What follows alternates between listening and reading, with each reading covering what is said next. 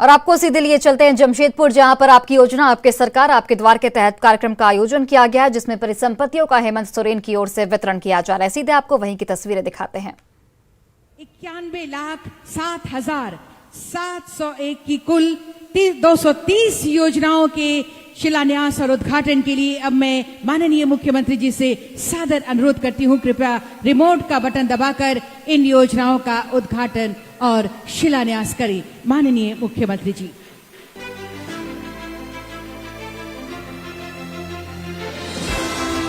कुल 230 योजनाओं का शिलान्यास और उद्घाटन, जोरदार तालियां हो आपकी तरफ से। कुल 2341 करोड़ 91,07,701 की ये 230 योजनाओं का विधिवत शुभारंभ और शिलान्यास। बहुत बहुत धन्यवाद माननीय मुख्यमंत्री जी का इस सौगात के लिए। बहुत बहुत धन्यवाद हमारे सभी विशिष्ट अतिथिगणों का।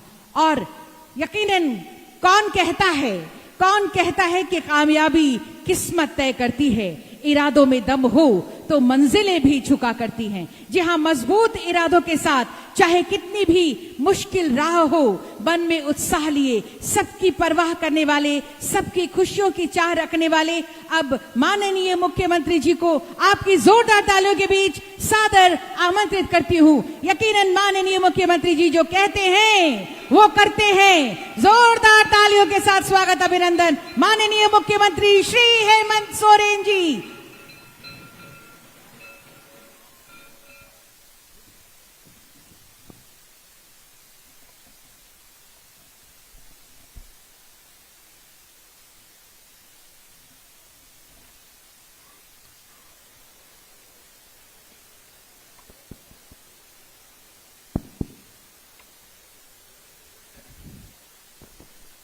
आज यहां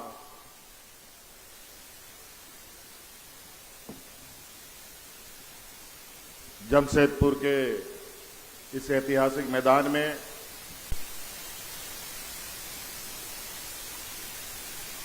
आपकी योजना, आपकी सरकार, आपके द्वार कार्यक्रम में हमारे साथ उपस्थित हमारे मंत्रिमंडल के आदरणीय मंत्रीगण,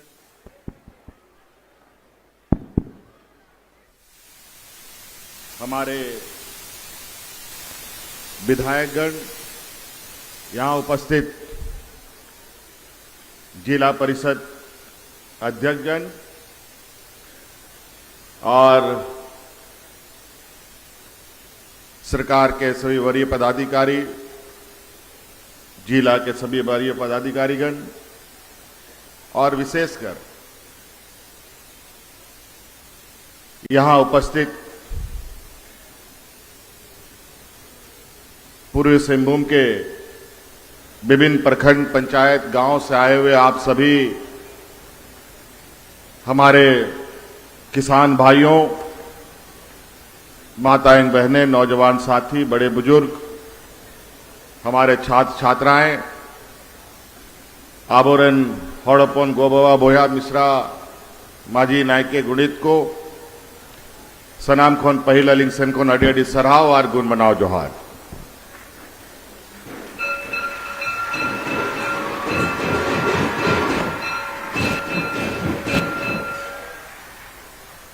समय का अभाव था, हमारे कई विधायकगण नहीं बोल पाए। आप लोग भी बहुत दूर दराज जगहों से आए हैं, तो हम लोग भी चाहते हैं कि आप लोगों को भी जल्दी हम लोग यहां से रुखसत करें। और बहुत बातें आज मंच के तरफ से आपने सुना भी कि सरकार आपके लिए किन किन तरीके के काम कर रही है और किस लगन के साथ काम कर रहा है। ऐसा मंजर, ऐसा उत्साह मुझे लगता है अलग राज्य के इतिहास में कभी भी झारखंड राज्य ने नहीं देखा। ये पहला अवसर है जहां गांव-गांव में, पंचायत में एक उत्साह, एक खुशी का माहौल है। पिछले साल भी हम लोगों ने एक योजना चलाया था जिसका नाम था आपकी सरकार आपके द्वार। और वो इसलिए हम लोगों ने प्रारंभ किया कि झारखंड एक ऐसा प्रदेश है जहां नदी नाला पहाड़ पठार पर्वत और अनेक दुर्गम स्थानों पर हमारा गांव हमारे लोग अपना जीवन यापन करते हैं। कई जगह तो ऐसा है जहां पदाधिकारी ना कभी पहुंचा, ना सरकार की कभी योजना पहुंची, ना सरकार की कभी आवाजें पहुंची, और उन सब जगहों पर पदाधिकारी जाने से भी कतराते थे। लेकिन आज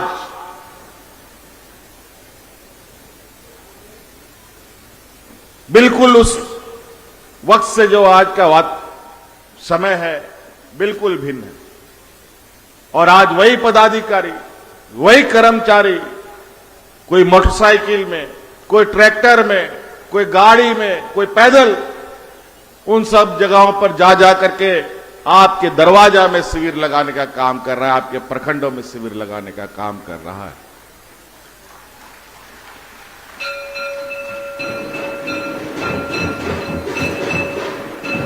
हम जानना चाहते हैं, यहां उपस्थित सभी लोगों से एक आवाज हम सुनना चाहते हैं कि क्या आपके पंचायत में शिविर लग रहा है? बहुत बढ़िया। हम तो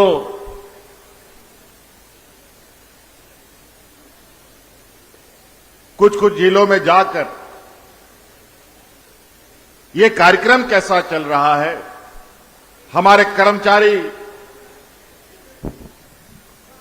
कार्य कर रहे हैं कि नहीं कर रहे हैं, इसका अवलोकन करने आए हैं। और जो उत्साह और जो परिणाम उसके आ रहे हैं, वो कहीं ना कहीं ऐसा लगता है कि जो विपक्षियों ने 20 साल चलाए हैं इस राज्य को, उसमें ना कभी गांव में, ना किसानों को, ना मजदूरों को, ना बूढ़ा बुजुर्गों को, ना हमारे छात्र छात्राओं के प्रति उनकी कोई संवेदनाएं रही।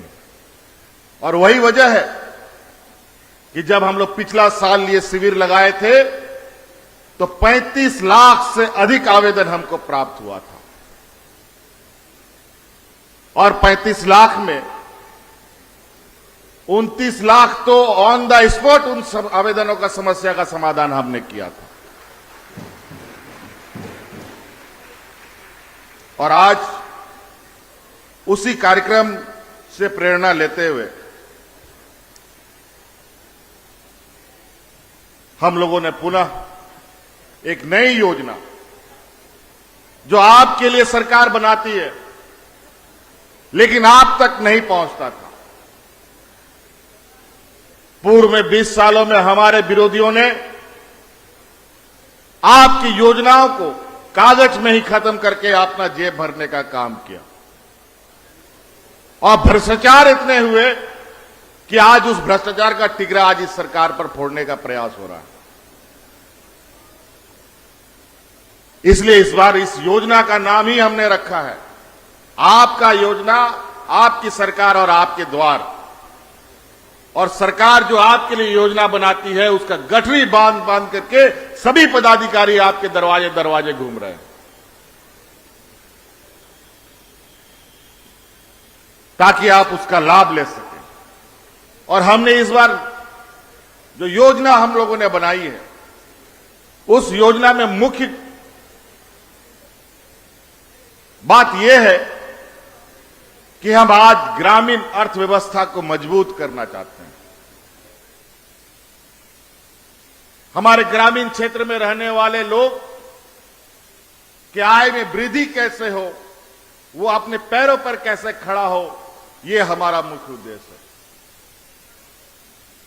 हमारा ये मानना है कि अगर गांव मजबूत होगा तभी राज्य मजबूत हो सकता है, तभी शहर मजबूत हो सकता है। गांव इस राज्य का नींव है, इस राज्य का जड़ है। अगर जड़ ही मजबूत नहीं होगा तो पेड़ कभी मजबूत नहीं खड़ा हो सकता।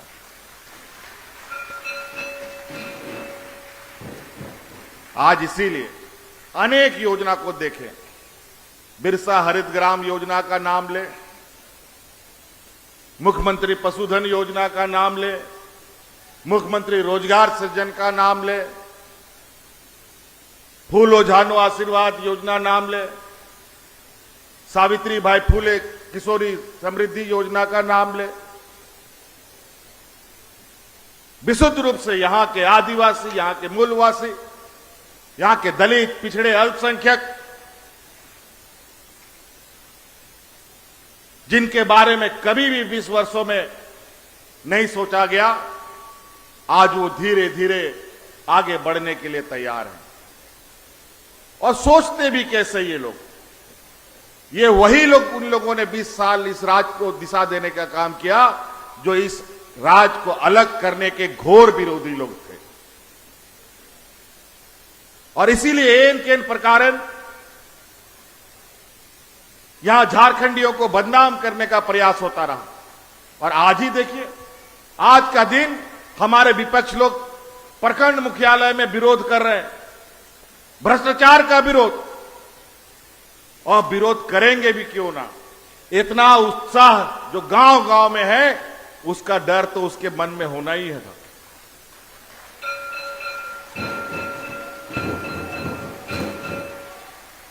और तो और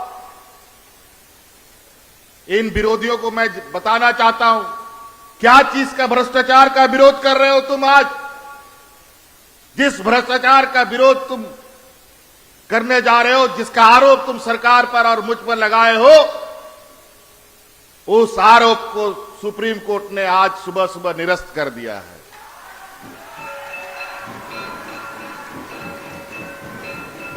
किस मुंह से धरना प्रदर्शन कर रहे हो? भाड़े में आदमी ला करके वहां भाषणबाजी करते हो। हमें पता है तुम बौद्धिक रूप से काफी मजबूत हो, लोगों को बहकाने में तुम्हारा मास्टर है, तुम मास्टर डिग्री लेके बैठे हो, लोगों को लड़वाने का तुम्हारे पास मजबूत फार्मूला है, सामाजिक तनाव बनाने का तुम्हारे पास मजबूत प्लान बना रहता है, लोगों के बीच में द्वेष फैलाने का तुम्हारे पास अनेकों हथकंडे हैं। आज किस मुंह से धरना प्रदर्शन कर रहे हैं?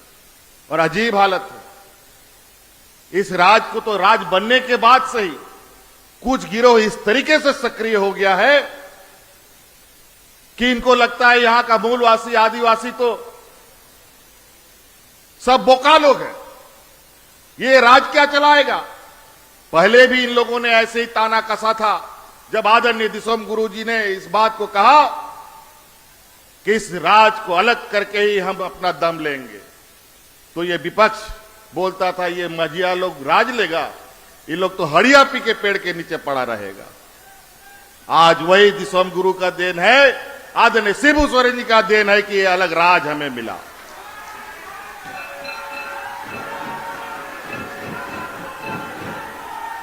हमें क्या पता था कि राज मिल जाएगा, लगा कि राज मिल जाने के बाद यहां का मूलवासी, आदिवासियों का विकास होगा। राजनीतिक समझ में नहीं आया लोगों को, लेकिन हमारे विरोधी काफी चतुराई के साथ अपना विधायक की संख्या बढ़ाकर इस राज्य में 20 साल तक राज किया और 20 साल तक इस राज्य को खोखला बना के रख दिया। और हमेशा ये लोगों ने तंज कसना शुरू किया कि यहां का आदिवासी, यहां का मूलवासी झारखंड चला नहीं सकता, सरकार नहीं चला सकता। और आज 3 साल के ये सरकार के कार्यकाल में झारखंड नहीं, झारखंड का नाम पूरे राज्य, पूरे देश में लिया जाता है, चाहे वो कोरोना का लड़ाई हो, चाहे आज ग्रामीण क्षेत्र के विकास की बात हो।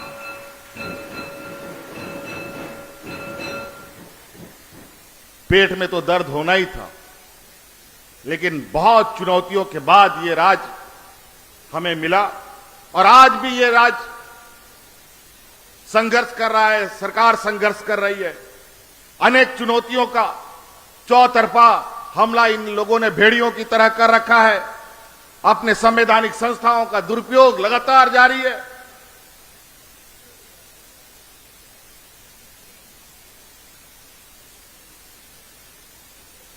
लेकिन इससे हम लोग विचलित नहीं हैं।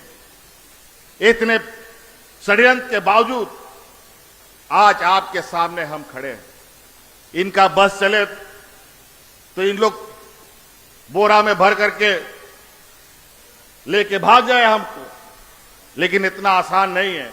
जब इस राज्य के 3.25 करोड़ लोगों का आशीर्वाद अगर हम पर है तो इतना आसान नहीं है इस सरकार को हिलाना और डिगाना।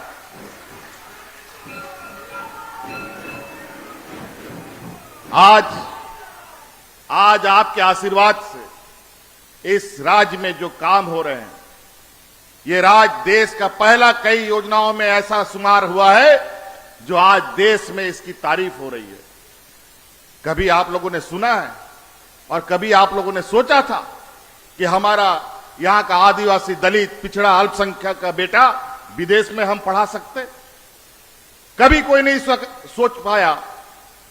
यह परिकल्पना ही दूर हो गया था कि यहां का आदिवासी, दलित, पिछड़ा, अल्पसंख्यक बाहर में हम अपना बाल बच्चों को उच्च शिक्षा प्रदान करा पाएंगे। लेकिन सरकार ने यह कानून बनाया कि अब यहां का आदिवासी, दलित, पिछड़ों का बच्चा विदेश में पढ़ेगा और उसका पूरा खर्चा सरकार उठाएगी।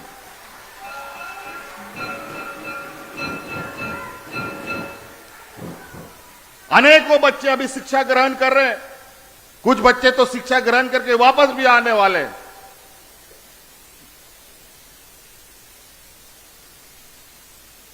आज इस राज्य की गरीबी इतनी है,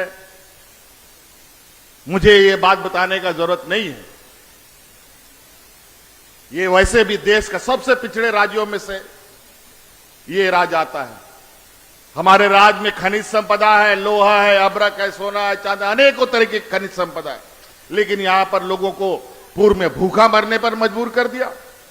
आप लोगों ने सुना ही है कि डबल इंजन की सरकार में लोग राशन कार्ड में हाथ में ले करके भात करके लोग भूखा मरा।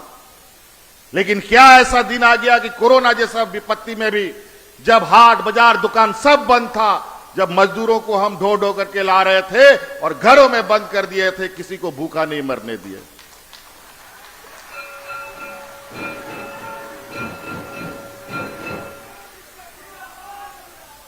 ऐसा क्या था कि इतना विपरीत परिस्थिति में भी लोगों को हम लोगों ने मरने नहीं दिया?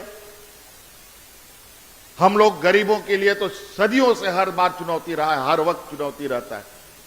सरकार बना, कोरोना महामारी हमारे राज्य में आया, 2 साल घर बैठे रहे,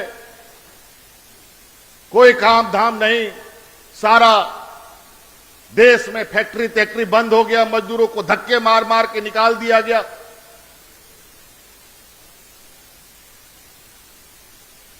और आज जब हम राज्य के विकास के लिए काम में लगे तो सुखाड़ का स्थिति सर पे आके नाचने लग गया। बड़ा विचित्र स्थिति। थोड़ा सा सांस लेते नहीं, या षड्यंत्रकारियों का षड्यंत्र सामने आके खड़ा हो जाता है, या प्रकृति की मार मिल जाती है। आज सुखाड़ की स्थिति है और उस सुखाड़ को लेकर के भी सरकार ने कमर कस रखी है। आपको खबरों के माध्यम से जानकारी मिली होगी कि हम लोगों ने 22 जिलों में और 256 प्रखंडों को सुखाड़ घोषित किया है और आने वाला समय 31 लाख किसानों को 3,500 रुपया अग्रिम सहायता के रूप में हम उपलब्ध कराने जा रहे हैं। और अभी ये शिविर खत्म होगा। इस शिविर खत्म होने के बाद पुनः पंचायतों में शिविर लगेगा, जहां 31 लाख किसानों को पहचान की जाएगी और उसको राहत देने का काम किया जाएगा।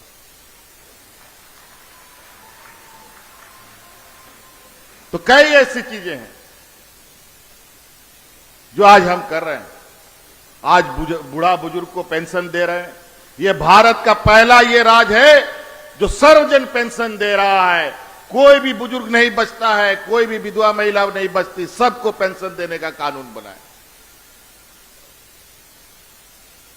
कोई राज्य में सबको पेंशन देने का कानून नहीं है। और हम जानते हैं पेंशन एक ऐसा चीज है जो हर बुजुर्ग का बुढ़ापे का सहारा होता है। पेंशन नहीं होता है तो बेटा लोग भी बाप लोग को धक्का मार के बाहर निकाल देता है। आज उस बुढ़ापे का लाठी को हम लोगों ने उन बुजुर्गों के लिए सहारा बनाया। सिर्फ ग्रामीणों को नहीं, आम जनों को नहीं, बल्कि इस राज्य के सरकारी कर्मचारियों का भी पुराना पेंशन लागू करने का काम इस देश में पहला राज्य बना।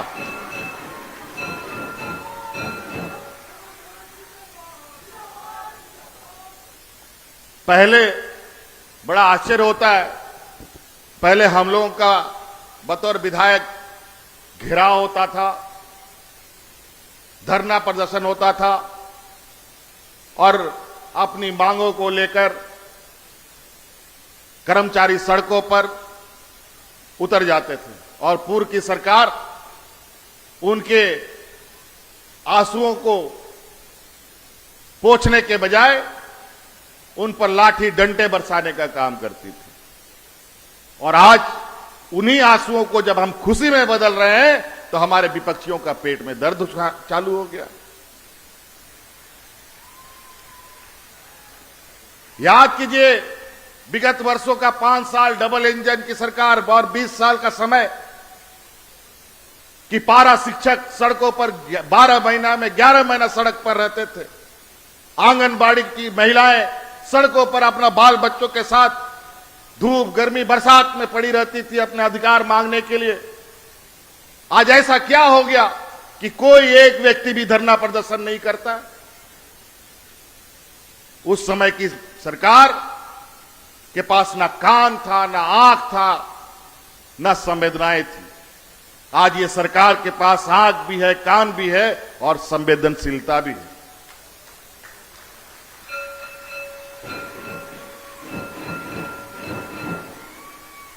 तो कई चीजें हैं, अगर मैं योजना को लेकर के आगे बोलूंगा तो दिन भी छोटा पड़ेगा।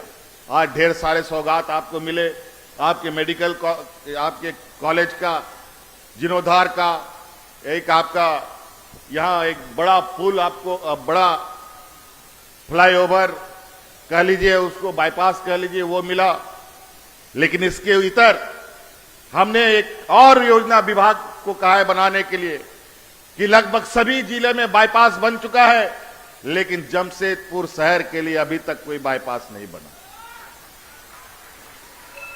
और ये बहुत बड़े पैमाने पर एक योजना बनाने की तैयारी के लिए हमने विभाग को कहा है, जो 2 जिला को कनेक्ट करेगा। ये जमशेदपुर और सरायकेला जिला को कनेक्ट करेगा और जो पूरा एक सर्किल बना करके एक बड़ा योजना इस पूर्वी पश्चिमी मिला करके तैयार करने के लिए हमने विभाग को कहा है। तो कई ऐसी चीजें हैं। आज आप स्वरोजगार को लेकर कुछ भी आप काम करना चाहते हैं, चाहे वो महिला हो, पुरुष हो, किसान हो, उसके लिए सरकार आपके लिए आर्थिक रूप से सहायता करने के लिए खड़ी है। बैंक में जाइएगा तो कभी लोन नहीं मिलेगा, लेकिन सरकार आपको आर्थिक रूप से सहायता देने के लिए तैयार है। आप राशन दुकान खोलिए, सिलाई दुकान खोलिए, सैलून दुकान खोलिए, गाड़ी खरीदिए, भाड़ा में ट्रैक्टर चलाइए, स्कॉर्पियो लीजिए, जो भी लीजिए।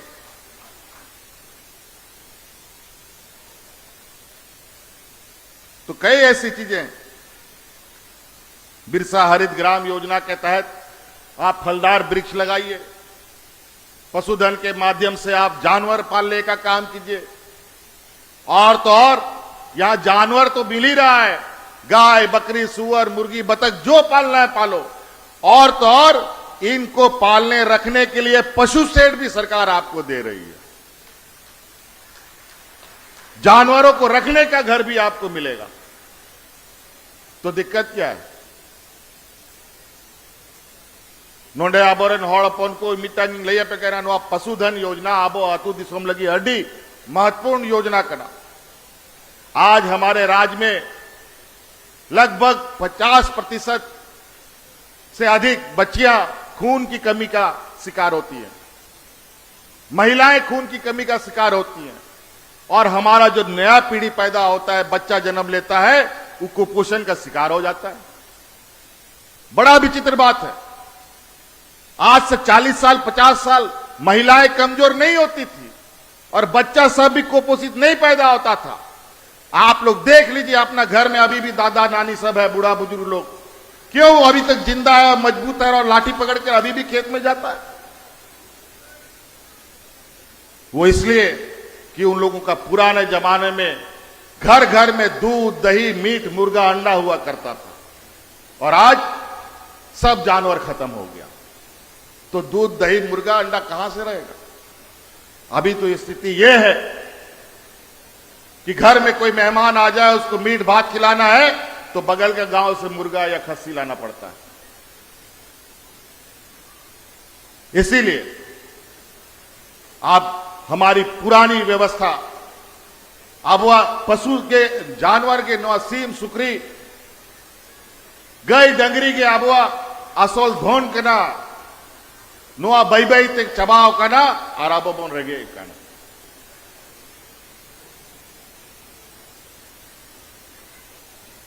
आज इसीलिए आप सब लोगों से निवेदन है कि हमारे पूर्वजों ने जो व्यवस्था बनाई है वो खराब और ये कमजोर व्यवस्था नहीं था। आज उसे फिर से मजबूत करने की आवश्यकता है, और इसीलिए विशेष रूप से हमारा मुख्य ये पशुधन की योजना पर हमारा फोकस रहता है कि अधिक से अधिक ग्रामीण क्षेत्रों में जानवरों को पालने की परंपरा को पुनर्जीवित करने का काम करो और उससे उनकी आय के आर्थिक आय में बढ़ोतरी करने की योजना बनाओ। कई ऐसी चीज, दुकान सब तो खुलेगा, और अभी बेचारा हमारा गांव देहात का लोग सरकार का राशन पर जिंदा रहता है। वो राशन पर सिर्फ जिंदा रह सकता है, अपना पैर पे खड़ा नहीं हो सकता है। इसीलिए हम लोग ऐसा आने वाला समय में वातावरण तैयार करें इस राज्य में कि घर घर में इन योजनाओं का लाभ ले, और आने वाला समय में राशन कार्ड को फाड़ के फेंकने का काम करें और इस राज्य को मजबूत पिलर के रूप में खड़ा करें।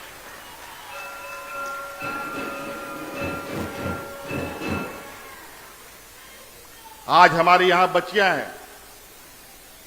सावित्रीबाई फूले किशोरी समृद्धि योजना के माध्यम से हमने लक्ष्य तय किया है कि इस योजना के तहत हम 9 लाख बच्चियों को लाभ देने का हमारा लक्ष्य है।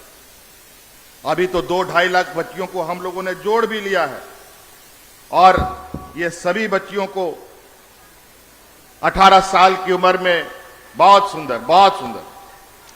और बच्चियों, आपको मैं बता दूं,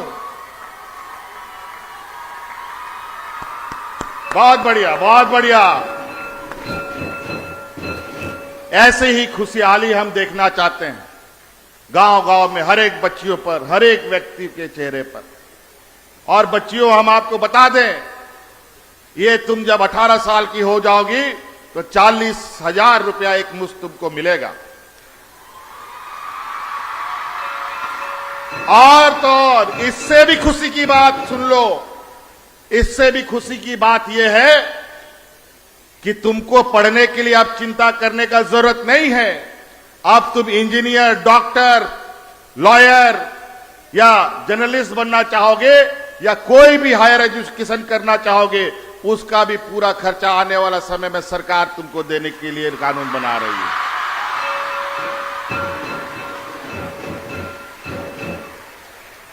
अभी बहुत जल्दी हम लोग का स्थापना दिवस होने वाला है।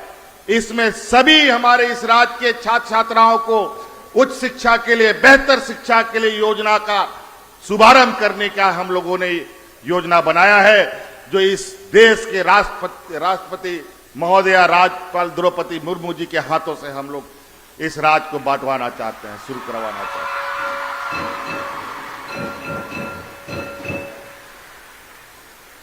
हम चाहेंगे कि हम नहीं कहें उस बात को। इस बात को जब राष्ट्रपति महोदय आएंगी वही देश को संबोधित करेंगी, राज्य को संबोधित करेंगी, तो इस राज्य को भी अच्छा लगेगा, हमें भी अच्छा लगेगा। तो कई चीजें हैं आज हमारे इन सब चीजों को लेकर बड़ा हमको चिंता होता है। जब हम सरकार बनाए थे तो हमको लगा कि अच्छे कामों का सराहना भी होगा और हमारे विपक्षी लोग सकारात्मक आलोचना भी करेंगे, और आलोचना लोकतंत्र का सबसे खूबसूरत पहलू होता है। लेकिन हमारे विपक्ष तो ऐसे मुंह मोड़ के बैठ गए हैं कि एन केन प्रकार सरकार बनने के बाद से ही ये सरकार गिराने पर लगे हुए। कभी विधायक को तोड़ फोड़ करने का काम, कभी मंत्री को तोड़ फोड़ करने का काम, कभी मुख्यमंत्री पर बेबुनियाद आरोप।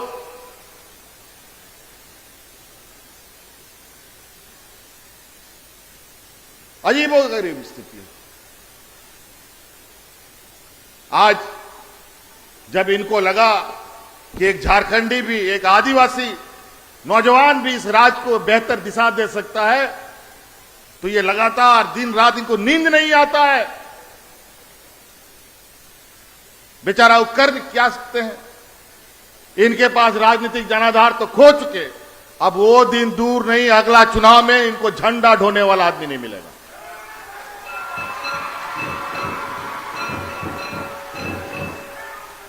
और इस 3 साल में, अभी तो 2 साल और बाकी है जी, अभी तो 3 साल में जो लकीर हम लोगों ने खींचा है, और इतना गाढ़ा लकीर खींचा है कि भाजपा लोगों को आने वाला 7 जन्म भी लेना पड़ेगा तो भी कम पड़ेगा।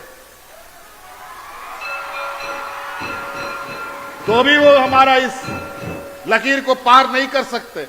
2 साल में तो क्या होगा भगवान जाने। उसके बाद तो ये लोग यहां पर रहेंगे कि नहीं रहेंगे, ये भी चिंता का विषय हो जाएगा। बड़ा ही दुर्भाग्य है, बड़ा सुयोजनाबद्ध तरीके से इन लोगों ने गिरोह बनाया है। यहां पर, यहां न्यायालय में इन लोगों ने पीआईएल करने का एक गिरोह बनाया। और जो हमें जानकारी मिली है, ना बिहार में, ना बंगाल में, ना उड़ीसा में, ना किसी भी राज्य में इतना पीआईएल नहीं होता है जितना यहां होता है, राज बनने के बाद से ही। और हमें यह भी जानकारी मिली है, वो पीआईएल करने वाले गिरोह पीआईएल करने के पहले सौदा करने के लिए निकलते हैं। अगर सौदा हो गया तो पीआईएल नहीं हो गया, अगर सौदा नहीं होगा तो पीआईएल हो जाता है।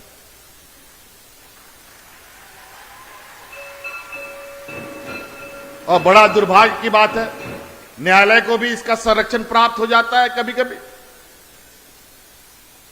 हमारे ऊपर जो आरोप लगा,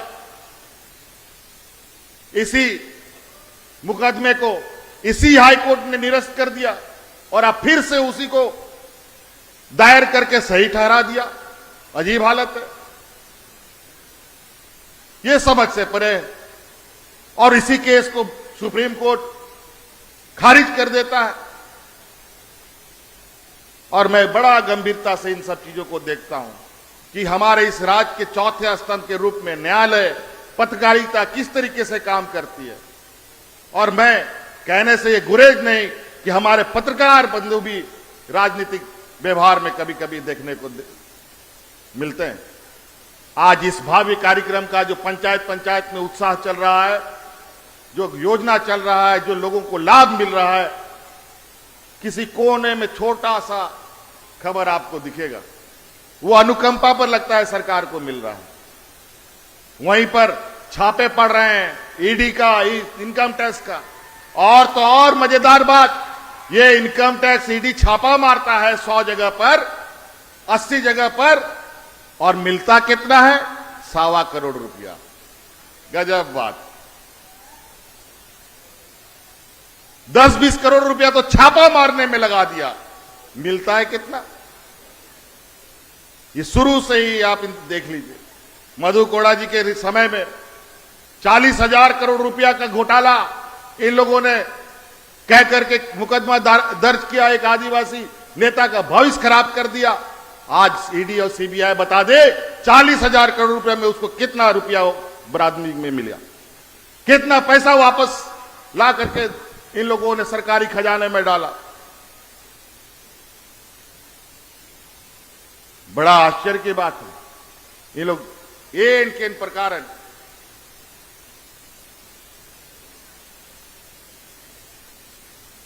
और बड़ा बौद्धिक मार भी, क्योंकि हमारे लोग इतना पढ़ा लिखा लोग नहीं है। अगर कोई पढ़ा लिखा भी है लेकिन उन लोग इससे चतुर चालाक नहीं है।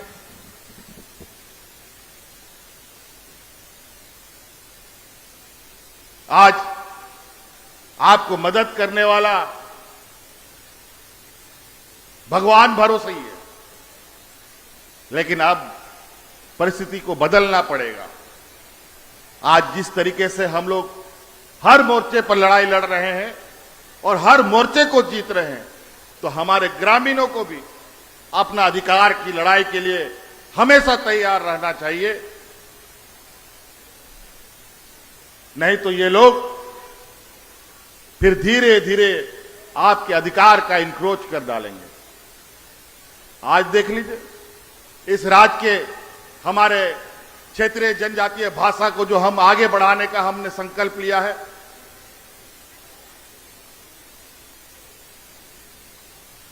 जहां हम यहां पर सरकारी नियुक्ति को आरक्षित करना चाहते हैं, जहां 10वीं और 12वीं को हम जो यहां से बच्चे लोगों ने 10वीं और 12वीं की है उन्हीं को हम नियुक्ति में प्राथमिकता देंगे।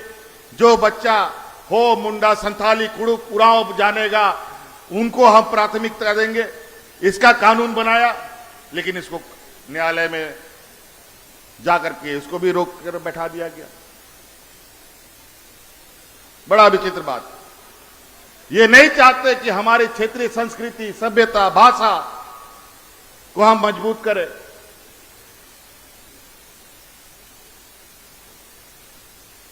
सरकार बनने के बाद सबसे पहले हम लोगों ने सरना धर्म कोड विधानसभा से पारित कर दिल्ली भेजा, वहां जाके उस पर बैठ गए। और अभी 1932 का खतियान भी इस राज्य को देने का काम ये सरकार करने जा रही है।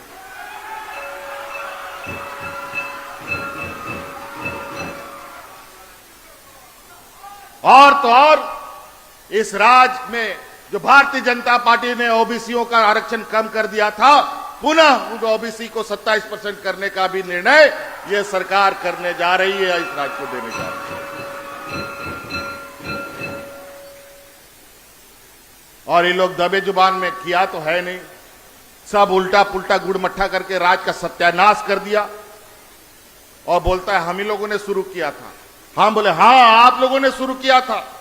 ऐसा शुरू करते हैं आप, ऐसा कानून बनाते हैं जब विपक्ष का जो आजकल बहुत मीडिया में आते हैं वो पूर्व मुख्यमंत्री जी 1932 के खतियान को लेकर आगे बढ़े थे, लेकिन वो ऐसा बढ़े कि इस राज्य में एक दूसरे का लोग खून का प्यासा हो गया। लेकिन वही खतियान को लेकर जो कानून हमने बनाया, इस राज्य के लोगों ने रंग गुलाल अबीर के साथ उसका स्वागत किया। यही सोच हमारे और उनमें है। ये जो भी कानून बनाते हैं वो एक दूसरे के प्रति द्वेष फैलाने की योजना बनाते हैं, आम सहमति से नहीं बनाते, जन भावनाओं से इनका कोई ताल्लुक नहीं।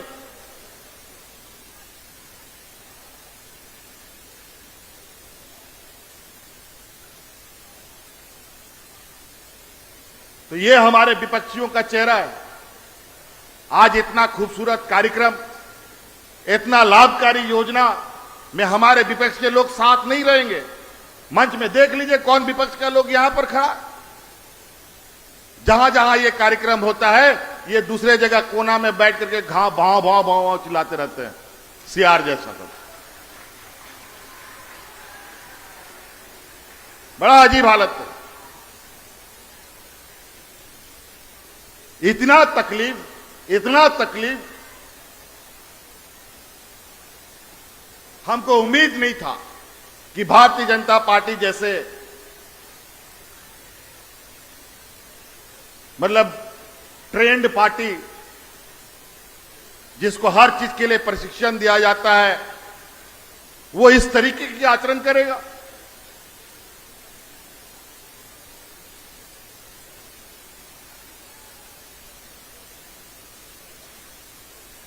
खैर छोड़िए,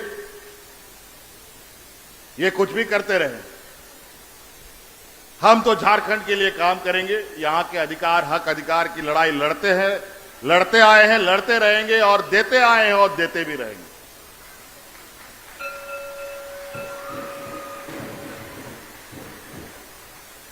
आज आदरणीय गुरुजी के आशीर्वाद से ये राज मिला, आज उनके आशीर्वाद से ये सरकार बना, और आज वही गुरुजी का, वही शिबू सोरेन जी का बेटा इस राज को 1932 देने जा रहा है। ये हमारे लिए गौरव की बात है कि मुझे ये काम करने का मौका मिल रहा है, और मैं उम्मीद करूंगा कि हमारी आने वाली पीढ़ी इसको बचा के रखेगी, इस सभ्यता, संस्कृति, इस धरोहर को, क्योंकि ये धरती वीरों की धरती है, जहां भगवान बिरसा मुंडा, सिद्धू कान्हू, तिलका मांझी, चांद भैरव, नीलांबर पीतांबर जैसे वीर शहीदों का खून बहा है, जहां विनोद बिहारी महतो, शहीद निर्मल महतो जैसे लोगों ने इस राज के लिए शहादत दिया है, जहां आदरणीय दिसोमगुरु शिबू सोरेन जी ने अपना त्याग, अपना तपस्या, अपना खून पसीना इस राज को दिया है, उसको हम जाया ना दें, और ऐसे फिरकापरस्त लोग और ऐसे षड्यंत्रकारी लोगों को आने वाला राजनीतिक लड़ाई में मुंह तोड़ जवाब देने का भी काम हमें करना होगा।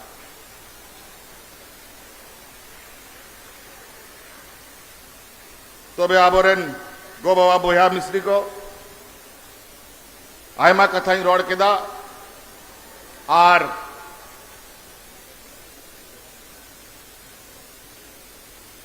आपे सेन खोन थोड़ा मिट्टाम बरिया नेहर, विशेष नेहर अब आदिवासी तलारे आबोरेन गोगो हड़ को हांडी पौरा आयमा हाट बाजारे को आखरेंगे दा इया नेहर की आपे उना हांडी पौरा दो आलो पे दिपीला हांडी टुकुई तो गिड़ी का पे, और सरकारा योजना दिपिल पे नेल पे आपे तीना मान सम्मान पे न्यामा, और ओड़ा दुआर दिसम तीना मौज तहनता बोना।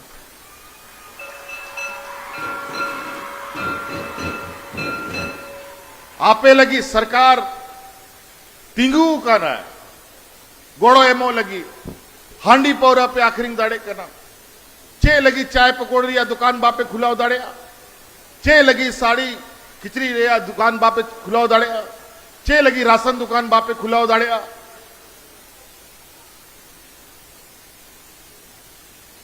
ओना हो तो हाट बाजार इदी कते पे आखिरी दाड़े, ओना हो बांग चासा बसा लगी हो सरकार गोड़ो एमो कना, गाय डंगरी असूल लगी हो सरकार गोड़ो एमो कना, फिर हांडी पौरा दो चले नो हांडी पौरा रे मीटांग गिरो को सक्रिय कना पूरा झारखंड दिसोमरे कि नो हांडी पौरा तेगे नो आतु दिसोमरे को बोलो कना, और अब समाज को बड़ी तबोना ओनाते आपे गोगो ठेन कोन विशेष नेहर नो हांडी पौरा रिया टुकुई तो गिडी पे, और सरकार रिया योजना दिपिल पे निश्चित रूप से आबोरन पीढ़ी और नुआ राज जा आबोरन हापड़ाम को कुकुम मिना ओना सकार होता बोल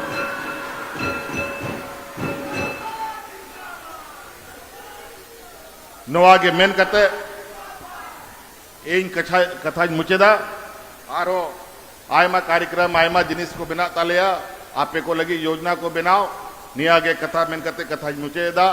बहुत बहुत धन्यवाद सब लोग को यहाँ उपस्थित होने के लिए, बहुत बहुत शुक्रिया, धन्यवाद, जोहार। आपके आशीर्वचनों के लिए, शुभकामनाओं के लिए बहुत बहुत धन्यवाद माननीय मुख्यमंत्री जी। और अब वो ऐतिहासिक पल जिसका हम सभी बेसब्री से इंतजार कर रहे हैं, वक्त आ गया है परिसंपत्ति वितरण का। आपको बता दें आज कुल 1,63,375 लाभुकों के बीच कुल 245 करोड़ 27,73,000 रुपए की परिसंपत्ति का वितरण किया जाना है। इनमें से कुछ के बीच परिसंपत्ति के वितरण के लिए अब मैं सादर निवेदन करती हूं माननीय मुख्यमंत्री जी से। कुछ के बीच परिसंपत्ति का वितरण करें। सबसे पहले सावित्रीबाई फुले किशोरी समृद्धि योजना की कल्पना सबर, तालियां हो आपकी तरफ से जोरदार। सावित्रीबाई फुले किशोरी समृद्धि योजना के लाभुक कल्पना सबर। इसी योजना की लाभुक आएंगी रानी मंडल और कल्पना सबर।